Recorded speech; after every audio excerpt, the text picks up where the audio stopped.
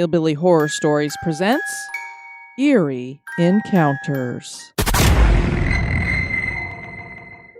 A few years back, I lived with my mother and my German Shepherd in a 2-bedroom rented townhome. I got home from work one day and I went about my daily routine. When it came time to eat dinner, I went and knocked on my mom's door and told her to come and eat. I smelled cigarette smoke and I heard her grunt a response. So I went back down and ate alone. I figured I would just put a plate away for her.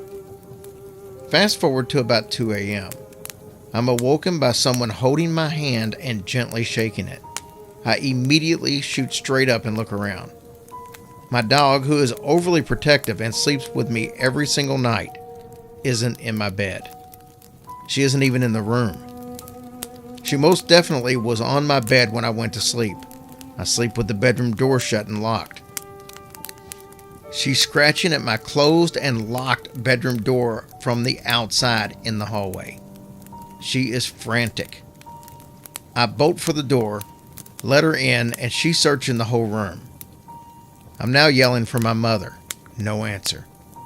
I force my dog to walk down the hallway with me. I still smell cigarette smoke.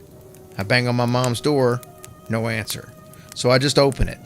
She isn't even home. The bed is made and her TV is off. And my dog and I search the whole entire house. Nothing is out of place. All the doors and the windows are still locked. I was freaked out, to say the least.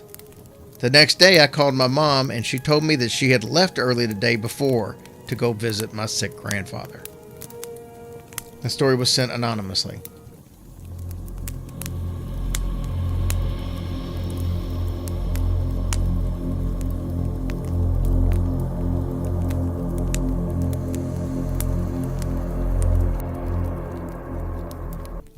I used to have a penchant for wandering around abandoned buildings when I was in high school. One time, a friend and I decided that it would be a good idea to explore a farmstead that hadn't been in use for some years. The whole experience was really bizarre. The farmstead was accessible by a long gravel road that brought you to a cluster of dilapidated buildings around a central barn. We parked at the end of the gravel road near the turnoff on the main road so we could walk around the property and just pull out quickly later. We went into the barn first, and there were deer bones arranged in a circle around the skull, and a bunch of blankets and wood stacked in the corner of the room. We thought it was really cultish and weird, so we decided to just walk back to the car. Halfway down the gravel road, we heard crunching, heavy footsteps, and someone screeching behind us. Blood-curdling screeching. We sprinted back to my car and tried to peel out of there as fast as possible. But it had snowed the night prior, and my back tire was stuck in a puddle of melted snow. My friend was screaming because she was so freaked out, but wouldn't turn to look at the path behind us. By the time I had gotten the car unstuck, she turned around to see if there was someone following us, and there was no one there. I guess it could have been a bird or something, but we both swear up and down to this day that someone was following us. I actually thought I was going to die that day. The story was sent anonymously.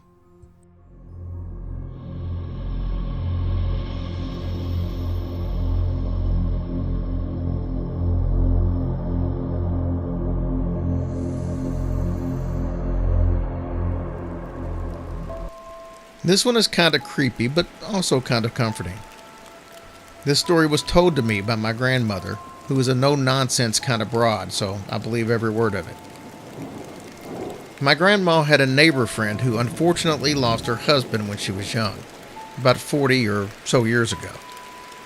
It was a sudden death, cardiac arrest, or something like that. So this woman was so upset because for a couple of years after his death, she couldn't dream of her husband. And for some reason, it really bothered her that she couldn't experience a dream with him in it. It's almost like she wanted it for comfort. Anyway, some time passes, and this woman is preparing to sell her house and move closer to her kids. They lived one state over. Suddenly, she gets her wish. She starts dreaming, and her husband is in them. She has multiple of these dreams, and in every one, her husband wakes her up, sits down on the bed, and starts speaking to her. However, his speech horrifies her. It was described to me as a backwards or garbled. I imagine it to be something similar to the way that the Twin Peaks characters speak on the Black Lodge. So yeah, pretty damn creepy. You can't make out even a single word. A few days before she's about to move out for good, she goes to bed and she dreams of him again. The dream is the same, except she understands one word that he says. He grabs her hand in the dream and repeatedly says, "Rafters," almost seemingly panicked. She wakes up rattled, but she eventually returns to sleep. The next day, as she's finishing up packing in the basement, she looks up and sees the rafters. She remembers the dream and is compelled to reach up into them. She does and pulls out thousands of dollars worth of World War II bonds that her husband had purchased without her knowledge. She swears that he never told her about them. So he appeared in her dream to tell her so she wouldn't leave all those bonds behind when she sold the house. The story still gives me chills today. That story was sent anonymously.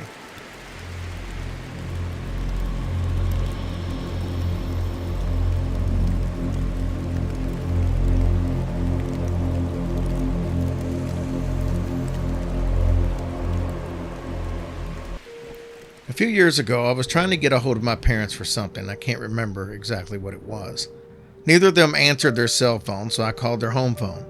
The line picked up, and it sounded like someone was talking, but it was very distorted. After about 10 seconds, the line disconnected. That was at 9 p.m.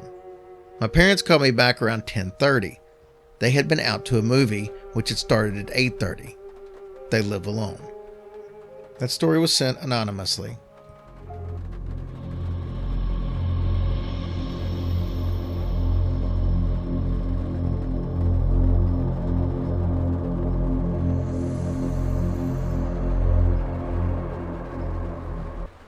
So this is going on as we speak, but let's take you back a couple of months to when it all started.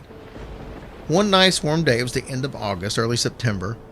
I go outside and I find this little ball of fur, feathers, hair, something, and a dangling earring hooked in on my porch. Weird, I thought. I brought it up to my husband and said that there was some weird juju stuff going on the porch, and it freaked me out a little bit. I was not touching it, but it needed to go. He suggested that it was a nice gift from a tomcat next door, or something that our dog dragged home. My dog has never done that before, but hey, a way more logical reason than someone leaving weird juju stuff on the porch. Cool.